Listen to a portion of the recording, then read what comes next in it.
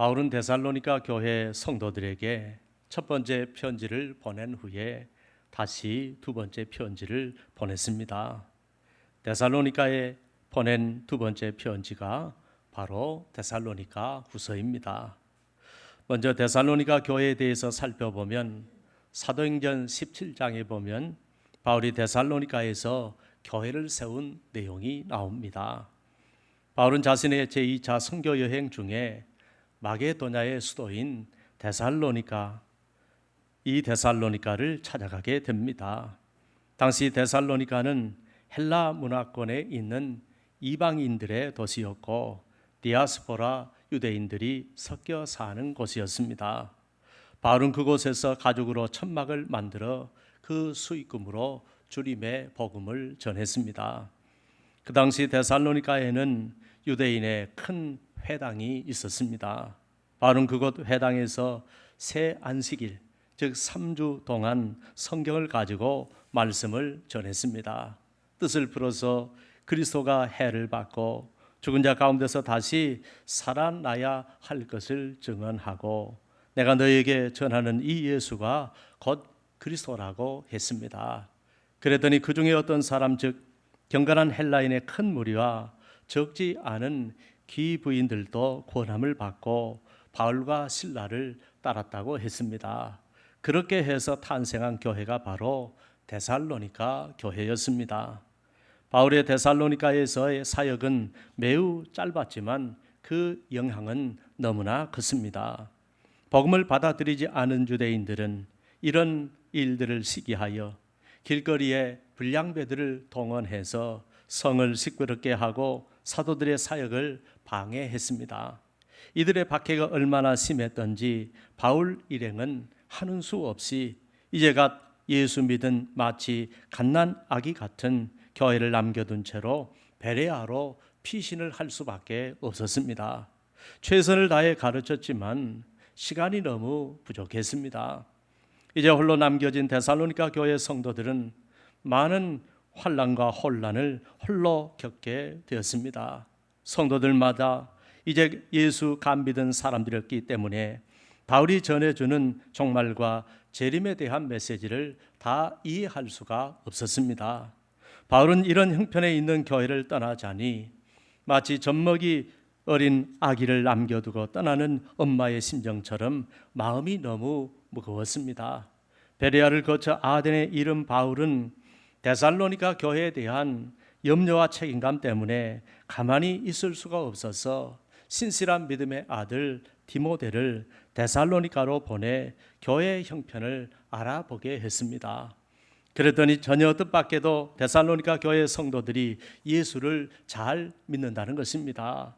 핍박을 잘 견딘다는 것입니다. 교회가 든든히 서간다는 것입니다. 그 와중에도 그들의 믿음이 자란다는 것입니다.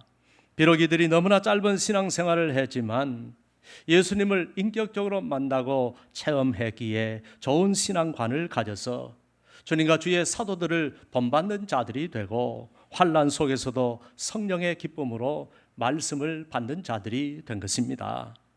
이들의 믿음이 얼마나 뜨겁고 좋았던지 다른 여러 곳에 있는 다른 성도들의 본이 되었다고 했습니다. 디모데의 보고를 들은 바울은 곧 붓을 들어서 감사와 애정과 믿음의 편지를 보냈는데 이 편지가 바로 데살로니가 전서인 것입니다. 그런데 너무나 어린 교회였기 때문에 데살로니가 교회는 여러 가지 영적인 문제를 가지고 있었습니다. 그들은 더 배워야 했습니다. 더 잘해야 했습니다. 더 깨닫고 더 성숙해야 했습니다. 이런 문제를 해결하고자 바울이 두 번째 편지를 썼는데 이 편지가 바로 데살로니가 후서인 것입니다. 데살로니가 교회의 가장 큰 문제는 갓 태어난 교회에 환난이 지속되고 있다는 것이었습니다. 비록 바울과 주의 사도들이 데살로니가 교회와 서로 소식을 주고받고 있었지만 사탄의 역사는 결코 만만치가 않았습니다. 영적인 환난이 끝날 것 같으면서도 서로 끝나지 않았고 너무나 힘겨운 영적 싸움을 계속하고 있었습니다. 여러분, 사람은 한두 번의 어려움은 참을 수가 있습니다. 어쩌면 큰 환난이라도 한두 번쯤은 견딜 수가 있습니다. 그러나 어려움이 지속되면 문제가 간단하지 않습니다. 역시나 데살로니가 교회도 계속되는 환난 때문에 여러 가지 문제가 생기기 시작했습니다. 그 첫 번째 문제가 바로 고난이 지속되는 문제였습니다.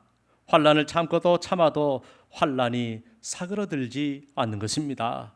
시간이 지나도 나아질 기미가 보이지 않는 것입니다. 특별히 이 고난이 신앙적이고 영적인 문제였기 때문에 어린 성도들의 믿음이 얼마든지 흔들릴 수가 있었습니다. 아니, 언제 흔들릴지 몰랐습니다. 도대체 예수 믿는데 왜 우리가 이런 환난을 겪어야만 하는가? 말씀대로 믿고 순종하고 가르침대로 따라가고 있는데 왜 이런 일들이 생기는가? 예수 믿어도 이런가? 잘 믿어도 이런가? 왜 우리는 환난이 끝나지 않는가? 왜 하나님은 우리를 핍박하는 저 사람들을 그냥 내버려 두시는가라고 하면서 성도들 사이에 많은 의문이 들었습니다. 그들은 더 이상 참을 수가 없었습니다. 사랑하는 여러분, 여러분은 환난이 지속될 때 그 환난을 어떻게 받아들이고 계십니까? 그 환난을 어떻게 해석하고 어떻게 믿음으로 받아들이고 있습니까? 전에 바울은 데살로니가 교회에 왜 환난이 필요한지 얘기를 한 적이 있었습니다. 그런데 아직도 여전히 환난 중에 있는 데살로니가 교회 성도들을 위해 다시 이 환난의 문제를 이야기해야만 했습니다. 그리고 성도들 마음속에 일어나고 있는 이 영적인 문제에 대해서 확실하고 분명한 답을 주어야만 했습니다. 그래서 계속되는 환난 가운데서도 하나님의 살아계심을 확인하고 영적으로 굳건하게 서도록 해야만 했습니다. 그 목적을 담아서 쓴 편지가 바로 데살로니가 후서인 것입니다. 그러면 오늘 우리는 이 편지에는 고난 속에서도 데살로니가 교회 성도들에게 바라는 주님의 간절한 마음과 바울의 간절한 마음이 들어있음을 알아야 합니다. 이런 마음이 오늘날에도 주의 성도들을 향한 주의 종들의 마음인 것입니다. 여러분, 주님은 오늘날 우리에게도 여러 가지 환난 속에서도 믿음으로 바로 서기를 간절히 원하십니다. 환난 중에서도 주님의 마음에 합당한 성도들이 되시기를 간절히 원하십니다. 그러면 환난 중에도 주님의 마음에 합당한 성도는 어떤 성도일까요? 첫째, 주님의 마음에 합당한 성도는 환난 가운데서도 믿음이 더욱 자라고 사랑이 풍성해지는 성도입니다. 바울은 데살로니가 후서를 쓰면서 데살로니가 교회에 대해서 이렇게 불렀습니다. 본문 1절에 바울과 실로아노와 디모데는 하나님 우리 아버지와 주 예수 그리스도 안에 있는 데살로니가인의 교회에 편지를 한다고 했습니다. 여러분, 교회란 하나님과 예수 그리스도 안에 있는 성도들의 공동체를 말합니다. 교회는 세상의 공동체와는 구별된 영적인 공동체를 말합니다. 그러므로 사람들이 많이 모인다고 교회가 되는 것이 아닙니다. 누구든지 교회가 되고 성도가 되려고 하면 하나님 안에 있어야 합니다. 예수 그리스도 안에 있어야 합니다. 성령님의 은혜 안에 있어야 합니다. 이것이 주님의 교회입니다. 저는 우리 은혜로 교회가 항상 하나님 안에, 예수님 안에, 성령님 안에 있는 교회가 될 수 있기를 바랍니다. 그러기 위해서는 말씀 위에 서야 합니다. 공동체, 교회 공동체 중심으로 살아야 합니다. 예배 생활을 철저히 해야 합니다. 날마다 성령의 은혜를 구하는, 기도하는 교회가 되어야 합니다. 복음을 위한 사명에 전적으로 헌신해야 합니다. 그러면 성삼위 하나님께서 우리 교회를 기뻐하시며 우리 가운데 충만하게 임재하시는 주님의 교회가 될 줄로 믿습니다. 교회를 향한 사도들의 첫 번째 인사가 바로 성도들을 축복하는 것이었습니다. 그래서 본문 2절에 하나님 아버지와 주 예수 그리스도로부터 은혜와 평강이 너희에게 있을지어다라고 했습니다. 주의 종들의 마음은 자나깨나 성도들의 안녕과 축복인 것입니다. 저도 새벽마다 한 성도도 빠짐없이 여러분들의 안녕과 축복을 위해 기도드리고 있습니다. 왜냐하면 은혜가 없이는 우리의 믿음과 삶이 지켜지지 않기 때문입니다. 우리는 영적인 삶이든 육적인 삶이든 오직 하나님의 은혜로 살아가는 것입니다. 그래서 본문의 은혜라는 말, 헬라어 카리스는 사람에게서 나오는 것이 아니라 하나님 아버지와 예수 그리스도로부터 나오는 것이라고 했습니다. 그러므로 우리는 하나님이 위로부터 부어주시는 은혜와 평강이 있을 때 환난과 핍박 가운데서도 진정으로 기뻐할 수 있고, 감사할 수 있고, 기도할 수 있고, 찬송할 수 있는 것입니다. 그리고 믿음이 성장할 수가 있는 것입니다.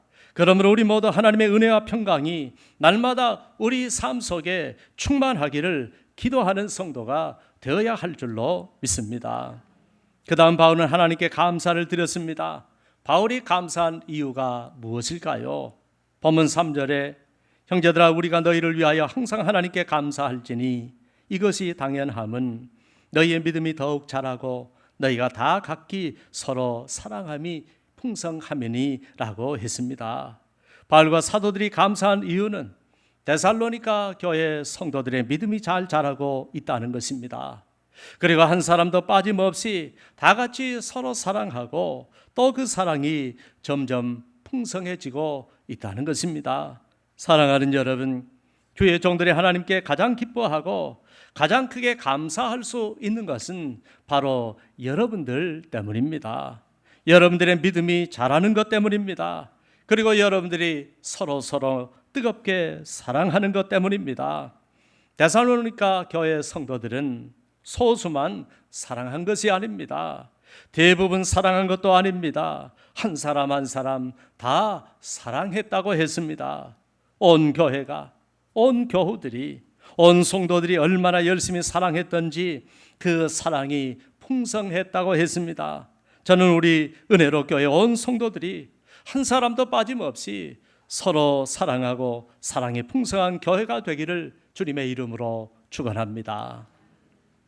그리하여 그 사람이 어떤 사람이든지 메마른 영혼이 우리 교회 안에 들어오기만 하면 그 사랑에 물들어 서로 사랑하게 되고, 얼음장까지 차가운 사람들도 우리 교회에 들어오기만 하면 따뜻한 사랑에 녹아지는 그런 교회, 사랑이 풍성한 교회가 될 수 있기를 간절히 바랍니다.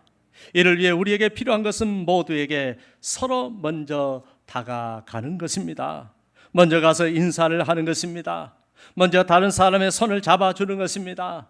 먼저 정성을 다하여 섬기는 것입니다. 먼저 위로하고 먼저 축복하는 것입니다. 먼저 희생하고 먼저 헌신하는 것입니다. 그러면 사랑으로 충만한 교회가 될 줄로 믿습니다.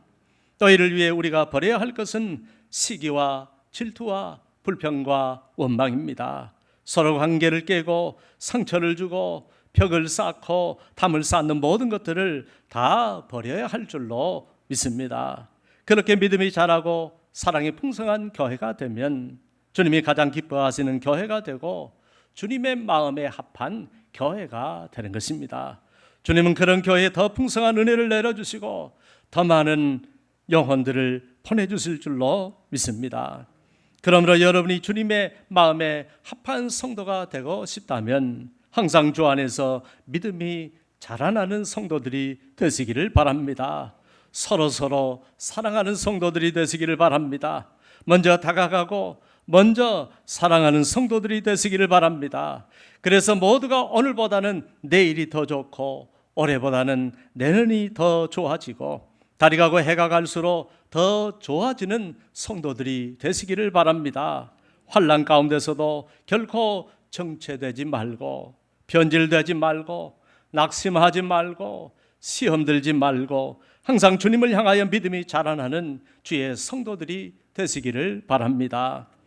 바울과 사도들은 이런 데살로니가 교회 성도들을 자랑한다고 했습니다. 본문 4절에 그러므로 너희가 견디고 있는 모든 박해와 환난 중에서 너희 인내와 믿음으로 말미암아 하나님의 여러 교회에서 우리가 친히 자랑하노라고 했습니다. 사랑하는 여러분, 사도들이 이들을 자랑하는 이유는 돈을 잘 벌어서가 아닙니다. 사업이 잘 되어서가 아닙니다. 높은 사람으로 승진되어서가 아닙니다. 오직 주님을 향한 믿음 때문입니다. 날마다 더 잘하는 믿음, 환난 속에서도 복음을 지키는 믿음, 환난을 인내하는 믿음, 복음의 열정을 가진 믿음, 서로에 대해서 사랑하는 믿음, 이 믿음 때문에 기뻐하고 자랑하는 것입니다. 저희 입술에서도 저도 여러분들 때문에 자랑이 나올 수 있기를 바랍니다. 여러분의 신앙 때문에, 여러분의 기도 때문에, 여러분의 헌신 때문에, 여러분의 순종 때문에, 환난과 고난 속에서도 결코 흔들리지 않는 여러분의 믿음 때문에, 오히려 더 좋아진 믿음 때문에 제 입술에서도 여러분에 대한 자랑이 나올 수 있기를 바랍니다.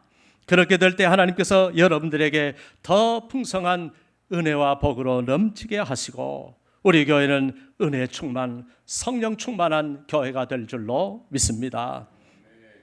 둘째, 하나님의 나라에 합당한 자가 주님의 마음에 합당한 자가 되는 것입니다. 환난은 지금도 계속되고 있습니다. 그런데 모든 박해와 환난 가운데서 인내하고 승리하는 믿음에 대해서 본문 5절에 이는 하나님의 공의로운 심판의 표요 너희로 하여금 하나님의 나라에 합당한 자로 여김을 받게 하려 함이니라. 그 나라를 위하여 너희가 또한 고난을 받느니라고 했습니다. 바울은 먼저 환난은 하나님의 의로운 심판의 표라고 했습니다. 무슨 말일까요? 지금 너희가 박해를 당하고 핍박을 당하고 시험을 당하고 환난을 당하는 것은 예수를 잘못 믿어서가 아니라 오히려 하나님의 말씀을 바르게 따르고 있기 때문이라는 것입니다. 너희가 주님의 말씀에 순종하고 있기 때문이라는 것입니다. 여러분, 세상과 적당히 타협하고 살면 어떤 어려움도 오지 않는 것입니다. 오히려 쉽고 평탄하고 그 길이 넓고 편한 길이겠지요. 그러나 주님 말씀대로 살면 핍박이 오기 마련입니다. 반드시 어려움이 오는 것입니다. 경건하게 살려고 하면, 주님 위에 살려고 하면, 복음 위에 살려고 하면, 말씀대로 살려고 하면 마귀가 가만두지 않는 것입니다. 세상이 가만두지 않는 것입니다. 그래서 환난, 시험, 핍박, 아픈 눈물, 고통 이런 것들이 찾아오는 것입니다. 그러므로 마태복음 5장에서 주님은 너를 위하여 박해를 받는 자는 복이 있나니 천국이 그들의 것임이라. 나로 말미암아 너희를 욕하고 박해하고 거짓으로 너희를 거슬러 모든 악한 말을 할 때에는 너희에게 복이 있나니 기뻐하고 즐거워하라. 하늘에서 너희의 상이 큼이라. 너희 전에 있던 선지자들도 이같이 박해하였느니라고 했습니다. 그러므로 히브리서 11장 믿음의 사람들은 한결같이 믿음 때문에 핍박을 받았습니다. 믿음이 아니었다면 그런 핍박을 받지 않았을 텐데 믿음 때문에 핍박을 받았습니다. 그들은 단 한 사람도 평탄한 인생이 없었습니다. 우리나라도 일제강점기 때나 6.25 공산당들의 핍박 때나 적당히 타협한 자들은 편하게 예수 믿을 수 있었습니다. 그러나 그것은 믿음이 아니었습니다. 배신이었고 타협이었고 우상 숭배였습니다. 그 결과 동양의 예루살렘이라고 자랑하던 평양과 북한은 공산화가 되고 말았습니다. 그 이후로 그들이 얼마나 많은 핍박과 환난과 고통을 당했는지 모릅니다. 얼마나 많은 사람들이 비참하게 죽어나갔고 얼마나 많은 사람들이 지금도 짐승처럼 죽어나가며 짐승처럼 살고 있는지 모릅니다. 이제 저 북녘 땅은 빛을 잃고 가난과 질병으로 죽어가고 있습니다. 아무런 길도 보이지 않고 끝도 보이지 않습니다. 그러나 환난과 핍박도 잘 견디고 이기며 믿음으로 살아가는 자들에게는 얼마나 많은 은혜를 부어주시는지 모릅니다. 모든 것을 버리고 신앙 때문에 남한으로 내려왔던 그들이 이 땅에서 얼마나 많은 복을 받았는지 모릅니다. 우리도 주를 위해 받는 핍박 속에서도 인내하며 믿음을 지키면 언젠가는 길이 열리고 문이 열릴 줄로 믿습니다. 그러므로 우리는 고난이 있어도 너무 슬퍼하지 말아야 합니다. 한탄하지 말아야 합니다. 억울해하지 말아야 합니다. 낙심하지 말아야 합니다. 믿음이 약해지지 말아야 합니다. 왜냐하면 본문 6절로 9절에 말씀하신 대로 신실하신 우리 하나님께서 우리의 모든 것을 신원하여 주실 것이기 때문입니다. 우리의 눈에서 아픈 눈물을 닦아주시고 우리의 억울함을 풀어주시고 우리의 발을 사슴과 같게 하사 우리를 높은 곳으로 다니게 하실 것이기 때문입니다. 그러므로 다윗은 주께서 내 원수의 목전에서 내게 상을 차려주시고 기름으로 내 머리에 부으셨으니 내 잔이 넘치나이다. 내 평생의 선하심과 인자하심이 반드시 나를 따르리니 내가 여호와의 집에 영원히 살리로다라고 신앙을 고백하며 하나님을 찬양했습니다. 환난은 성도로 하여금 성도임을 인쳐주시고 하나님 나라에 합당한 자가 되도록 만들어 주는 것입니다. 그러므로 환난 중에도 주님의 마음에 합당한 자가 되려면 하나님 나라를 위하여 고난이라도 불사하는 자가 되어야 하는 것입니다. 고난이 없이는 복음이 전해질 수가 없고 결코 하나님의 나라가 확장될 수가 없기 때문입니다. 지금 한국 교회가 점점 힘을 잃어가는 이유 중에 하나는 세상과 타협을 하면서 고난을 회피하는 잘못된 믿음을 가지고 신앙생활을 하고 있기 때문입니다. 좁은 길을 걷지 않고 넓은 길로 가는 그릇된 믿음을 가지고 살아가고 있기 때문입니다. 그러나 복음 때문에, 주님 때문에, 교회 때문에, 말씀 때문에, 영혼 구원 때문에 하나님 나라를 위하여 고난을 당해도 믿음을 지키면 오히려 진짜 성도임을 인쳐주시고 하나님 나라에 합당한 자로 여겨주신다는 사실을 기억하시기를 바랍니다. 하나님께서는 환난을 당한 성도들에게 다음과 같은 약속의 말씀을 주셨습니다. 본문 6절로 9절을 같이 읽겠습니다. 6절로 9절 말씀입니다. 너희로 환난을 받게 하는 자들에게는 환난으로 갚으시고 환난을 받는 너희에게는 우리와 함께 안식으로 갚으시는 것이 하나님의 공의시니 주 예수께서 자기의 능력의 천사들과 함께 하늘로부터 불꽃 가운데에 나타났을 때에 하나님을 모르는 자들과 우리 주 예수의 복음에 복종하지 않는 자들에게 형벌을 내리시리니 이런 자들은 주의 얼굴과 그의 힘의 영광을 떠나 영원한 멸망의 형벌을 받으리로다. 아멘. 주님께서는 교회와 성도들에게 환난을 주는 자들에게는 하나님께서 정당한 보응을 하신다고 하셨습니다. 그러나 주님 때문에, 교회 때문에, 말씀 때문에 복음을 위해서 환난을 당하는 성도에게는 주님의 재림의 날에 평안한 안식으로 갚아주신다고 하셨습니다. 주님께서 천사들과 함께 하늘로부터 불꽃 가운데에 나타났을 때에 하나님을 모르는 자들과 우리 주 예수의 복음에 복종하지 않는 자들에게 형벌을 내리신다고 말씀하셨습니다. 이런 자들은 영원한 멸망의 형벌을 받는 것입니다. 사랑하는 여러분, 오늘 데살로니가 교회 성도들은 환난과 핍박 속에서도 믿음을 굳건하게 지켰습니다. 오히려 환난과 핍박 속에서도 믿음이 자랐습니다. 믿음이 더 성숙해졌습니다. 시험이 오고 핍박이 왔지만 환난은 지속되었지만 그들은 불평하고 원망한 것이 아니라 오히려 끝까지 인내하면서 믿음으로 이기고 승리했습니다. 사랑하는 여러분, 여러분은 환난이 오고 시험이 올 때 어떻게 대하고 있습니까? 고난이 오고 핍박이 올 때 여러분은 어떻게 반응하고 있습니까? 믿음으로 인내하고 주님 앞에 엎드리며 기도하고 말씀으로 나아가고 있습니까? 오히려 더 주님을 가까이 하고 성전을 가까이 하고 기도를 가까이 하고 말씀을 가까이 하고 있습니까? 시험도 오히려 감사하고 고난도 감사하고 눈물도 감사하고 있습니까? 주님 때문에, 은혜 때문에, 십자가 때문에 오히려 감사하고 있습니까? 저는 여러분들이 그런 성숙한 믿음의 사람들이 될 수 있기를 바랍니다.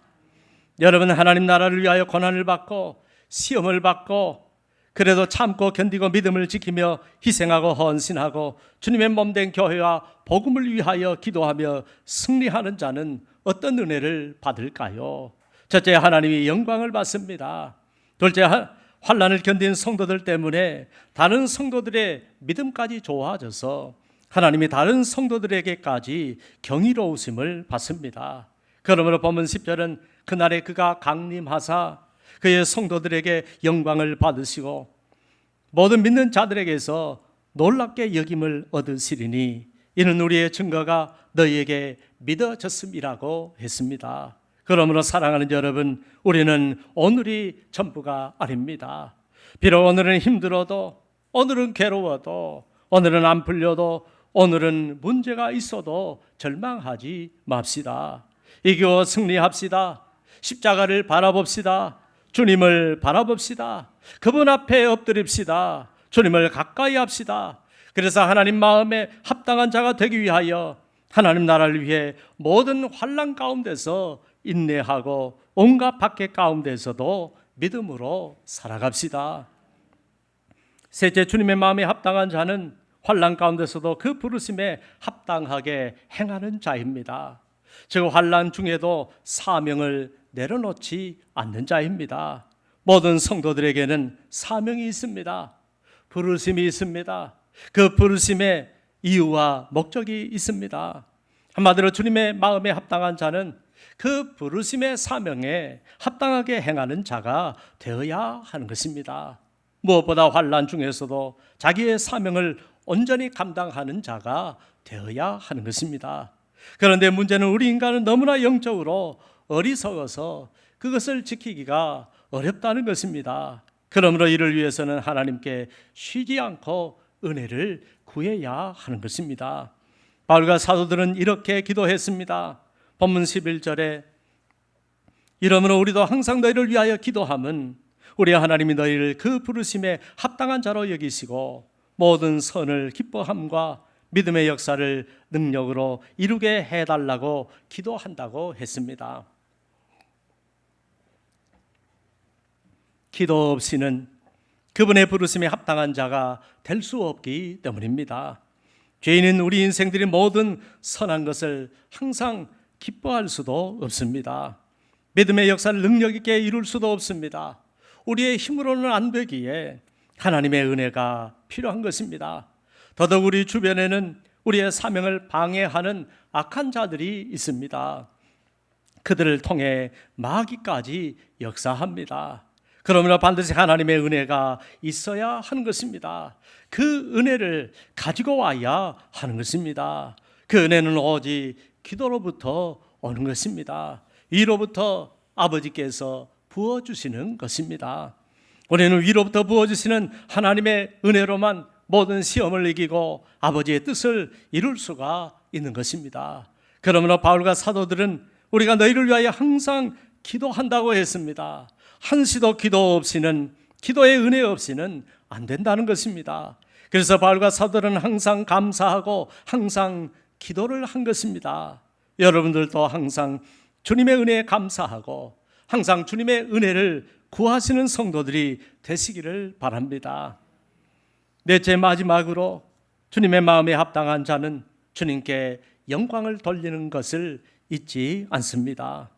바울과 사도들은 주님의 영광과 성도의 영광에 대해서 말합니다. 바울과 사도들은 항상 데살로니가 교회 성도들을 위해서 기도하는 이유가 있다고 말했습니다.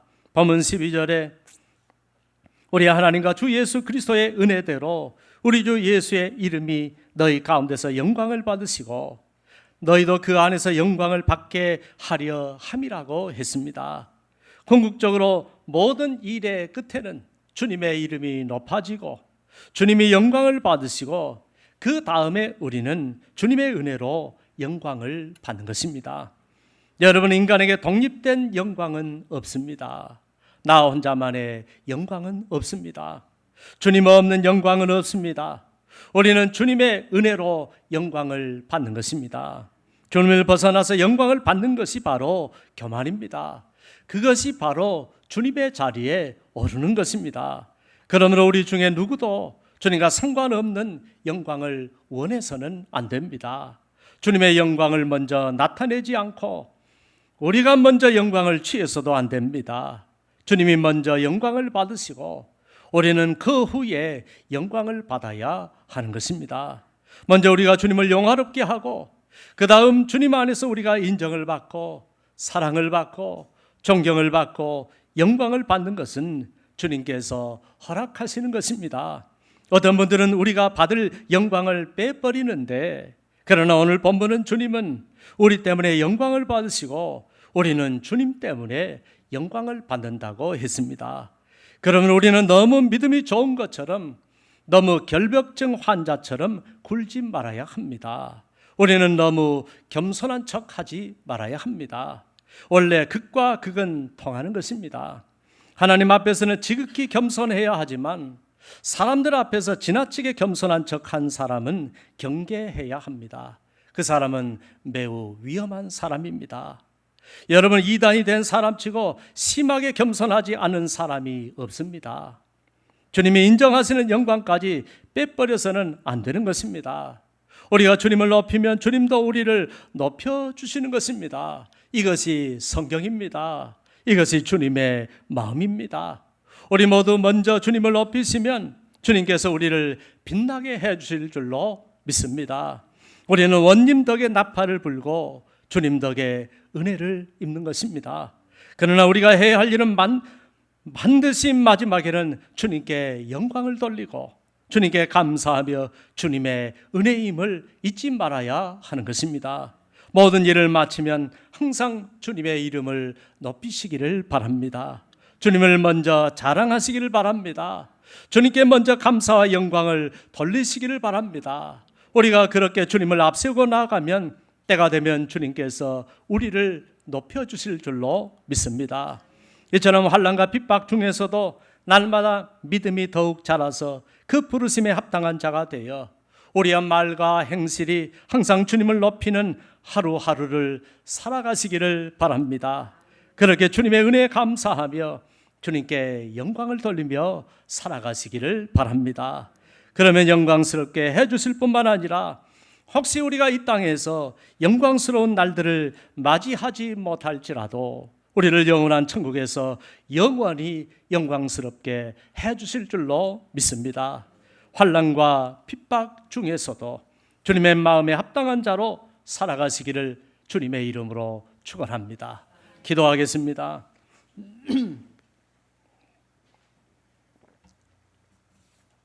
하나님 아버지, 은혜 감사합니다. 우리는 너무 편하게 예수 믿고 있습니다. 우리는 핍박을 받은 지가 너무 오래되었습니다. 조그만 상처를 받고 조금만 핍박을 받아도 우리는 아우성입니다. 예수 바로 믿을 때, 말씀대로 순종할 때, 주님 사랑하며 우리 주님을 위해서 살아갈 때 핍박은 자동적으로 찾아오는 것인데, 우리 한국교회 성도들이 이제는 핍박도 십자가도 모두 내려놓고 예수님을 믿으려고 하기 때문에 우리는 너무나 잘못된 길을 걸어가고 있습니다. 그것이 축복이라고 착각하고 있습니다. 하나님 아버지, 이 땅에서 어찌 고난이 없겠습니까? 이 땅에 어찌 불의가 없겠습니까? 이 땅이 죄악 세상인데 어떻게 우리가 어려움을 당한 일들이 없겠습니까? 하나님 아버지, 환난 중에도 여전히 믿음을 지킬 수 있는 믿음의 사람이 되게 하시고 영원한 아버지의 나라에 가면 그것은 아무런 어려움도 환난도 고난도 없기에 그 나라를 소망하면서 이 세상에서 믿음으로 승리하며 살아가게 하여 주옵소서. 예수님의 이름으로 기도합니다. 아멘.